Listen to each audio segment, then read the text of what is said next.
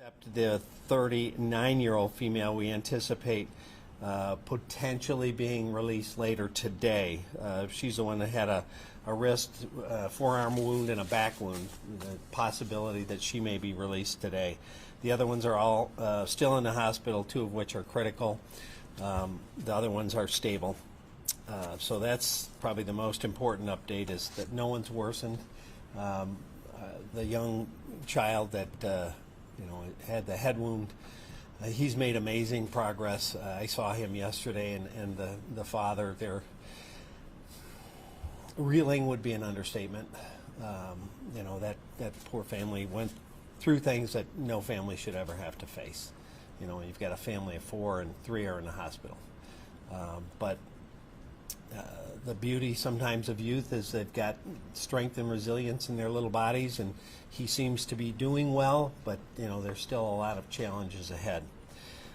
So that's the update on the individuals as it relates to that. In terms of where we are in the investigation, still not a lot to tell you about motive. So far we've not been able to uncover any written pen-to-paper manifesto types of things. From the scene, we seized a phone, a tablet, a MacBook Pro, 2 PC towers, 4 thumb drives, and 2 external drives. We've already got into the phone and found nothing of interest or corroborative information as it relates to motive or what set him into motion. So that's a work in progress. In terms of some of the other things seized at the house, rather extensive, so we'll go back and start at the scene. At the scene, as I mentioned in our earlier brief, we recovered a 9mm handgun, a Glock Model 43 semi-automatic. There were, now that our crime scene has processed that area, originally we had a count of 28 casings. It looks like there are now, we've accounted for 36 casings on scene, so 36 shots fired that we've been able to verify so far. We've recovered 13 bullet fragments, projectile fragments at the scene, and in addition to the Model 43 handgun recovered at scene, as I told you before, we had 2 additional magazines of one brand and 1 smaller brand, a 6-round magazine. Further investigation leads us to believe that he did have 2 handguns on scene, and probably we're going to believe at this point that one of the handguns he had on scene was the firearm he used to shoot himself back at the home.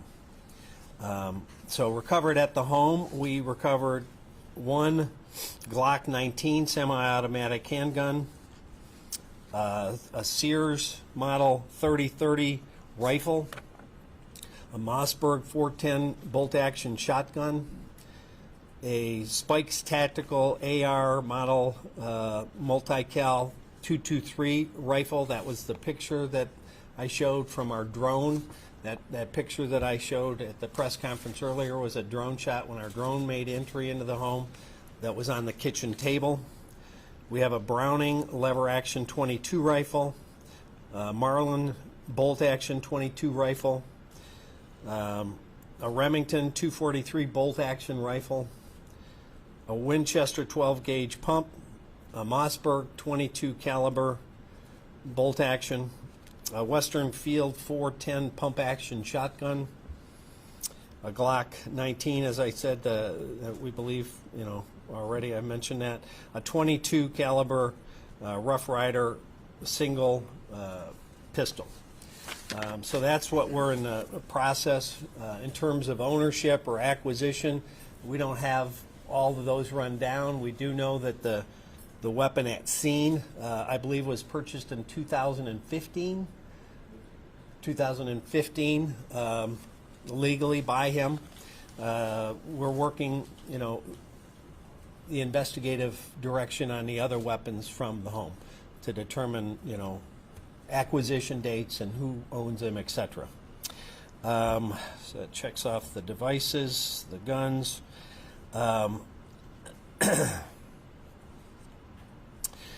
One thing I want to point out is, we get a lot of questions on help, where to go for help. So on our webpage, oaklandsheriff.com, there's a very obvious link to a lot of different resources, mental health, counseling, whatever you might need should be accessible from that page. We're partnering with Community Health. Common Ground is a big partner of ours. So we encourage people to reach out if they have questions or concerns. We have amazing partners in Community Health and in Common Ground. Help's available. You should ask for it. People want to help. In terms of our team, we are flying someone in this afternoon to begin the debriefs with our team because they've been, quite frankly, through too much. And, we need to be there to support them. I've been asked by a number of people what, on federal and state levels, what they can do. What they can do is send resources, not just to the sheriff's office, but to the community for mental health. I've been asking for more mental health resources for the community. We're responding to mental health calls almost daily.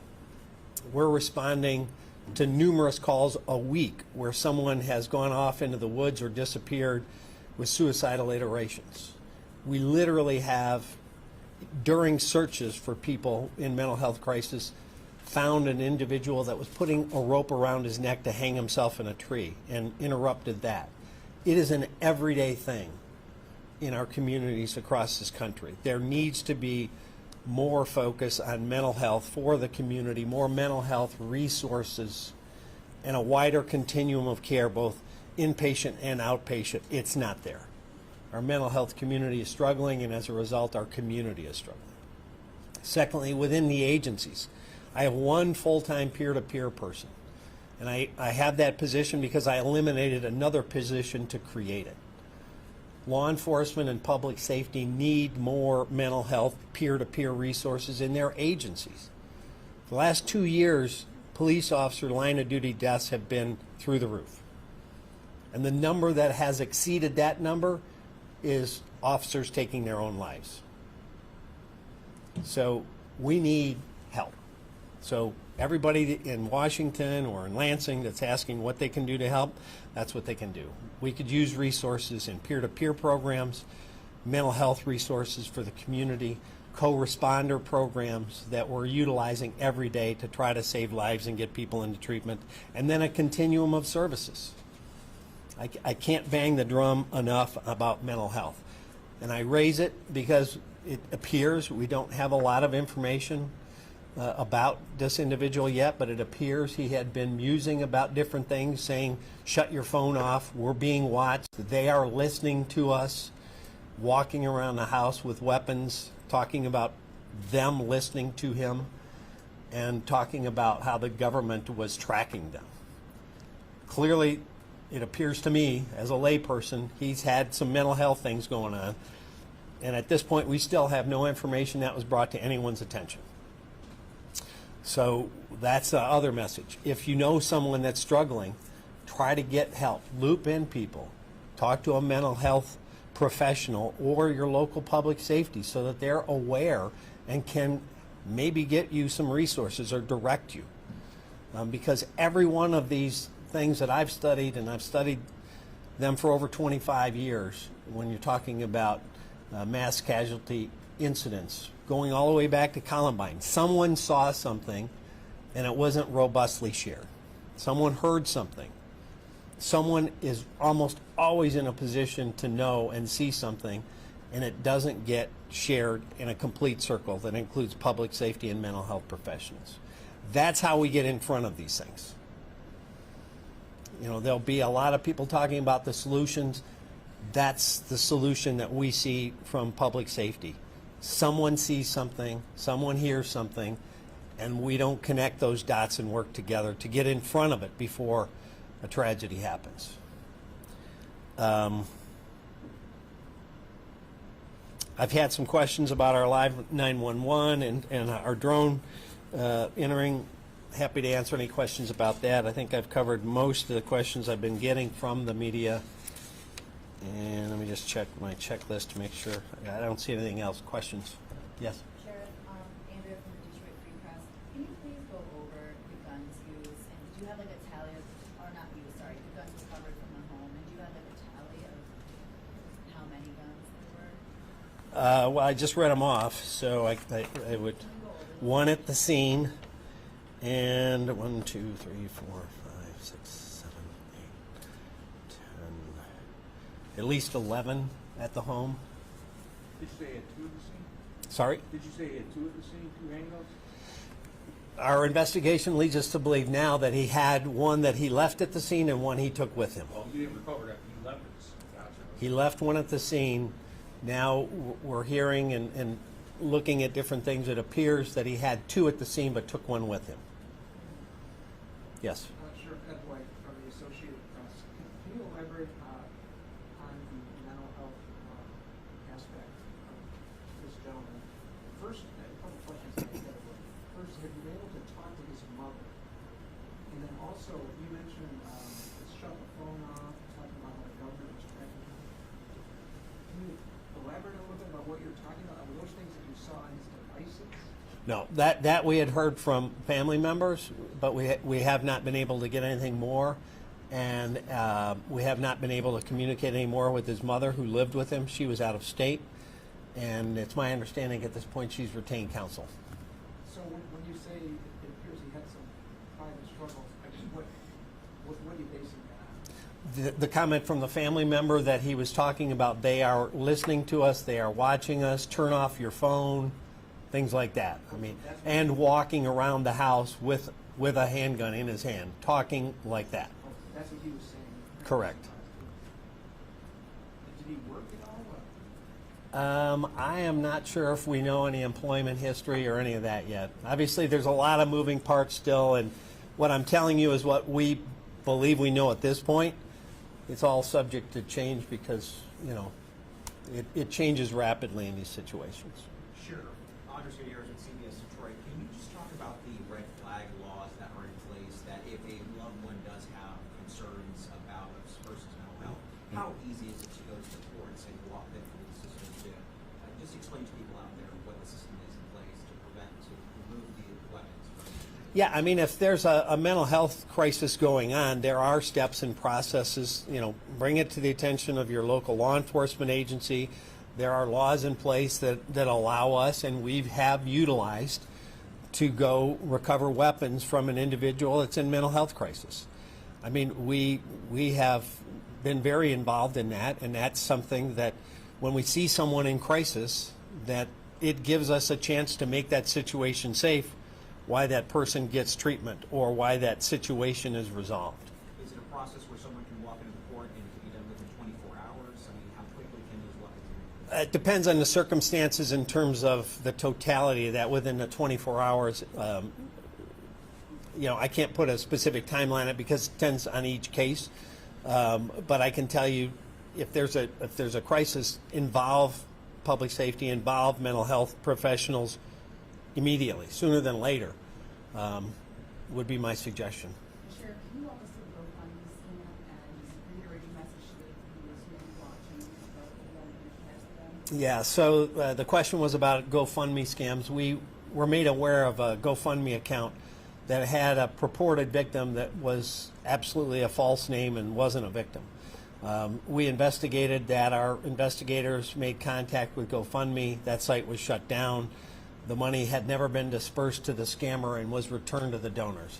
So we're trying to, in the midst of everything else going on, to make a validation of the sites that are legitimate.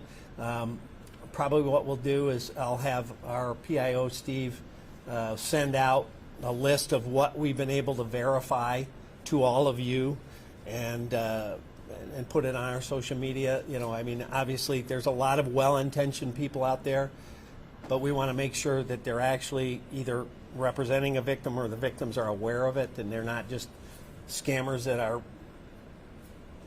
scumbags, you know, feeding on the bottom, feeding on tragedy. So there'll be a way for us to communicate on that, and we're going to do that. Yes.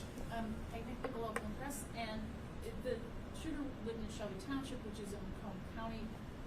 Did he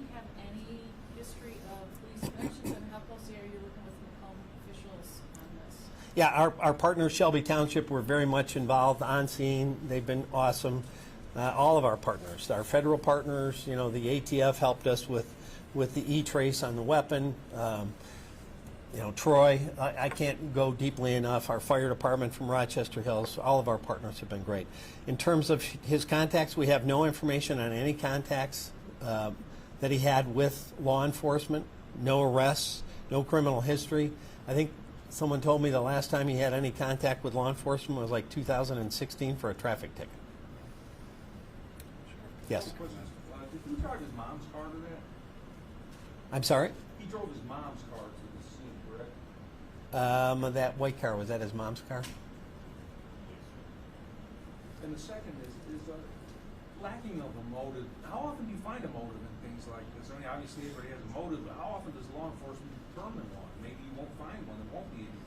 Yeah, we may not be able to find one. You know, I mean, sometimes, like for example, in the Oxford tragedy, from the devices recovered, basically very explicit. Here's what I'm planning to do. Here's why.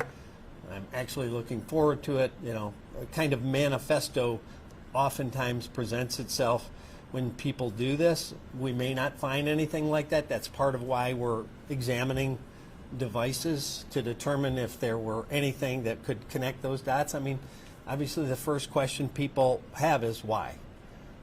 How did this happen? Why did it happen? What put him into motion? And to the extent we can answer that, we're going to try.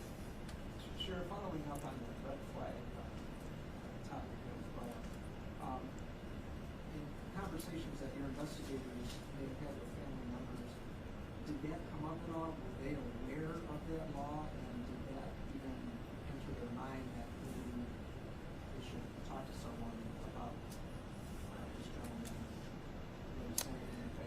Yeah, you know, when we had some contact with family, it was while it was still unfolding. So we didn't get into a lot other than what we needed in terms of information, tactical, those kinds of things. Now at this point, we're not receiving much information at all. That's going to be a work in progress. They're not cooperating? Well, as I mentioned, it's my understanding she's obtained counsel. So Does he have more family members that you've contacted besides his mother? that's primarily the person we've been working with. She lives with him. I'm not aware of anybody else that. Sheriff, Yes. can you clarify as to the 39-year-old that's about to leave the hospital today, is she the mother of those two children that are still in critical condition? No, different one. No, she's still in critical. Yes. Do you know if the family had tried to get this individual help prior to mental health? Yeah, we don't know. We don't know that. We have not. I'll follow up on that. We don't have any information that lends us to the belief that happened. We've not been told that, and Shelby's not aware of it. Getting back to the survivors of the shooting, you mentioned some were in stable condition, which is not technically a condition. So are they considered life-threatening condition or non-life-threatening condition but need to be hospitalized?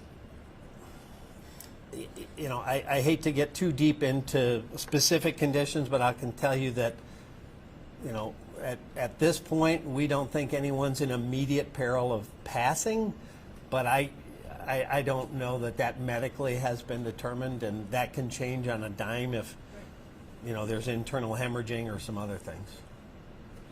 Yes. You know, usually a lot of the information is preliminary at the beginning.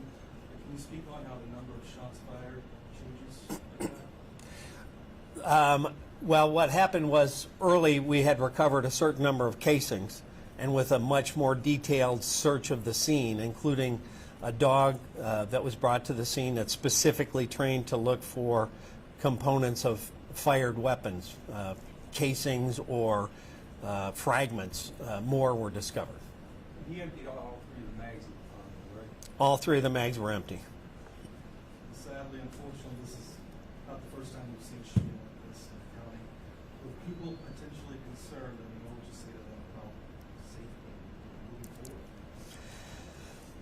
I would say, you know, the same thing I talk about all the time, situational awareness, not just for an active assailant. We teach active assailant courses all the time, and we have for years. But what if there's a tornado? What if there is a fire? Be aware of your situation, your venue. Movie theaters. We've seen shooting in theaters. Know the door you came in, but where are the other doors? If something happened, a tornado, a fire, an assailant, where do you go? How do you get there?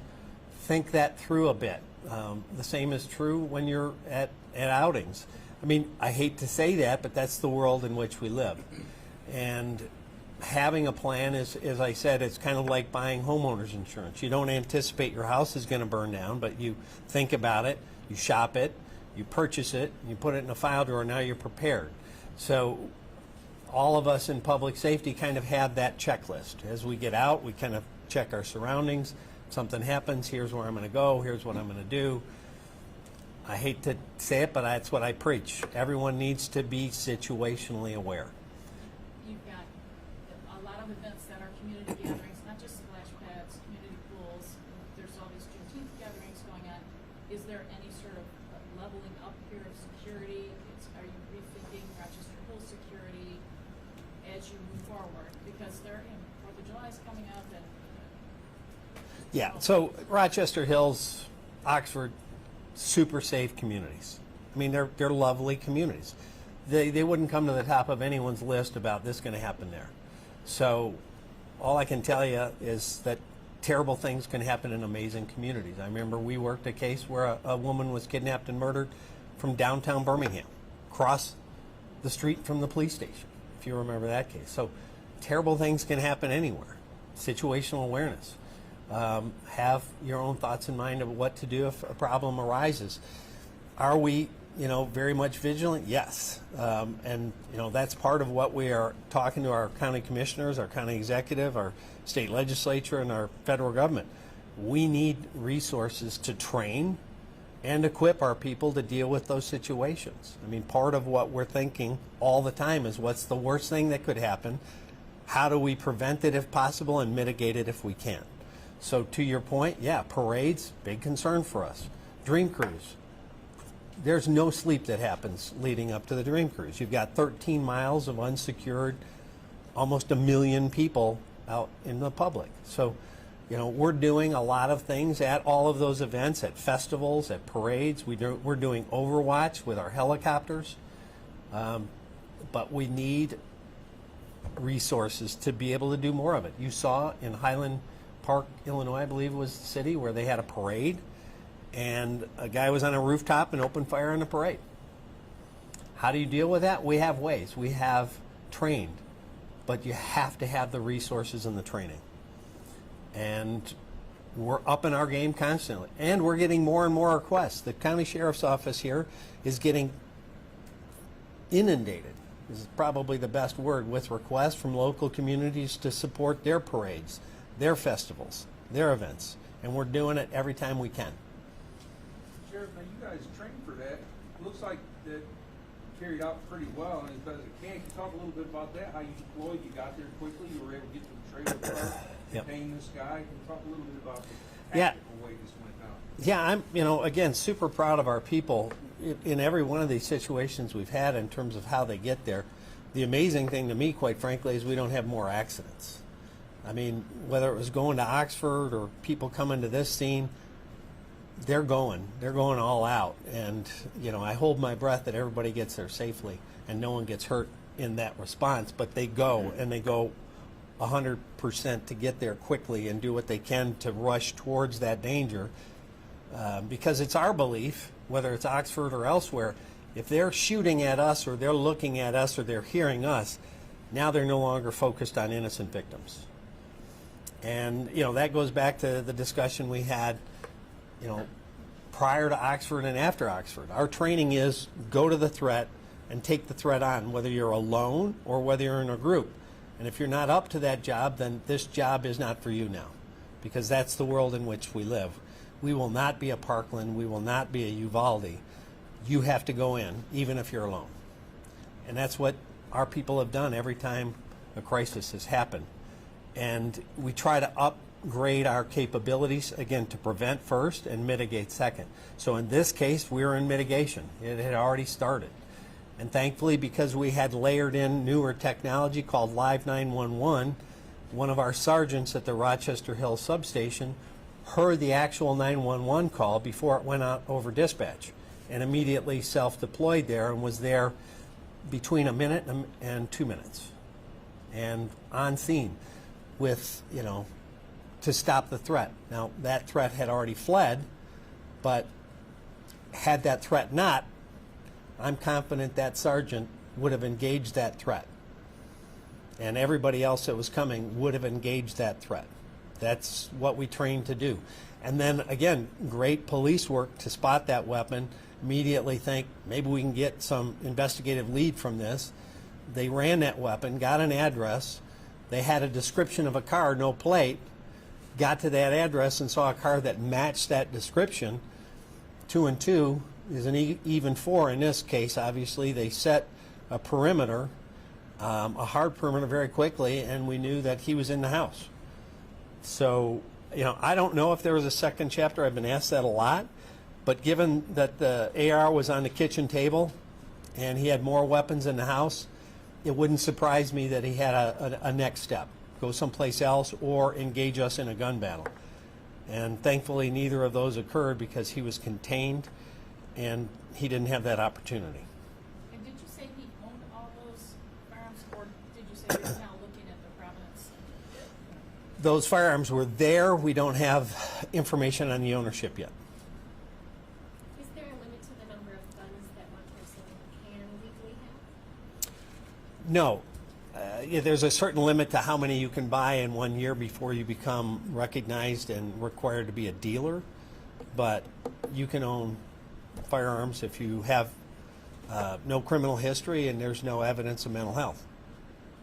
But I will also say in that point, there are so many discussions about how we deal with gun violence, and yet many of the laws that we have on the books are not fully enforced. And I've said this for years.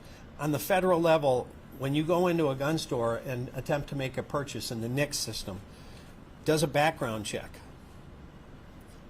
and you're a prohibited person, you're not allowed to buy that gun. 98.5% of the people that go in are a prohibited person. They're not allowed to make the gun purchase. They're refused the gun purchase and they leave, are never prosecuted. That is frustrating. That should not be the case. And we have brought that up with the federal government for years and nothing has changed. So we've even tried enact a statute that allows local communities to be notified when a prohibited person attempts to make a purchase so that they can go run that down. Because the person's not done, they're probably going to go get one elsewhere.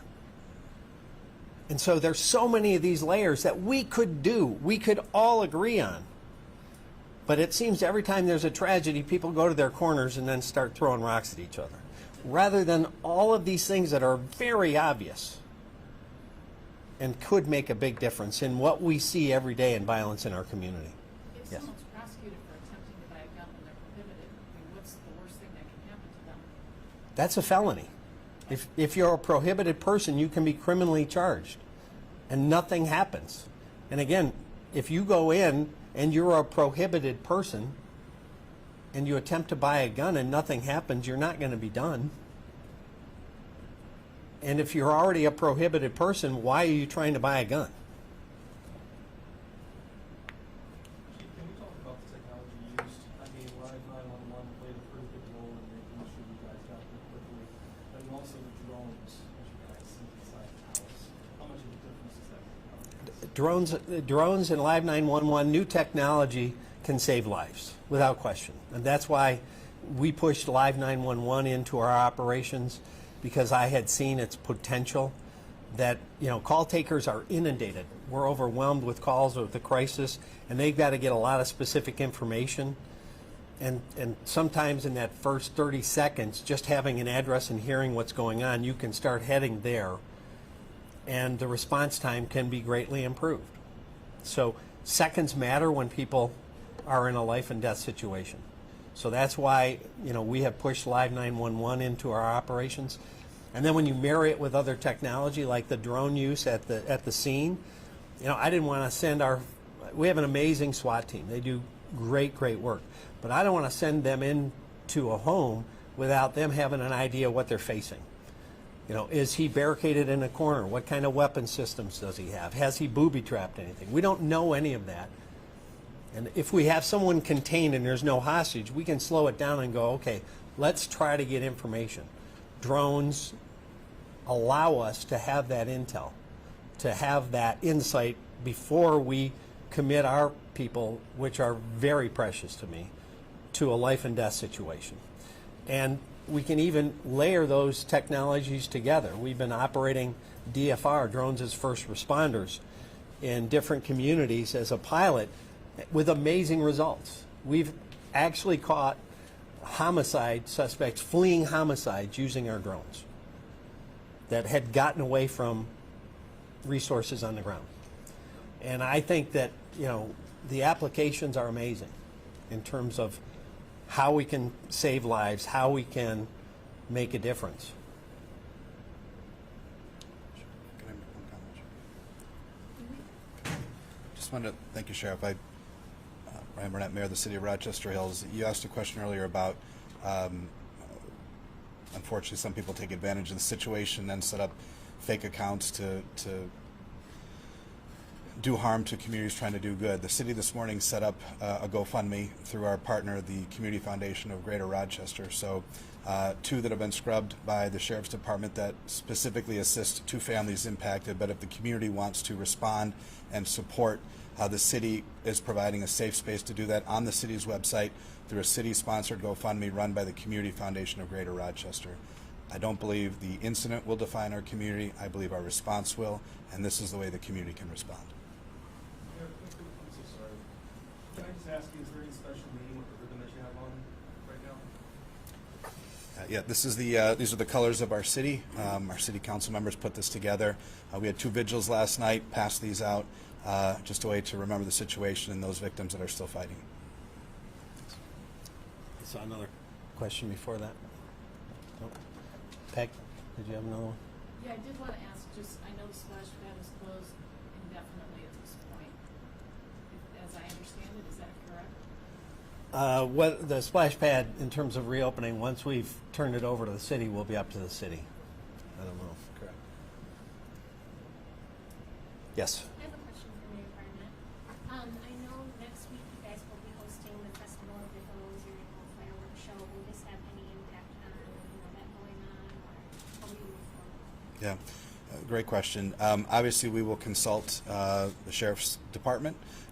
We fully intend the show and the festivities to go on. If they may look a little different in terms of our coverage and support of those activities, but as I said before, I believe this speaks to what we value as a community. We do value getting together. We value celebrations. We value community space, parks, and being outside, and we're not going to cede that to anyone for a random event. We'll be careful. We'll learn. We'll follow the lead of the sheriff and his team, but I fully intend those events to continue forward.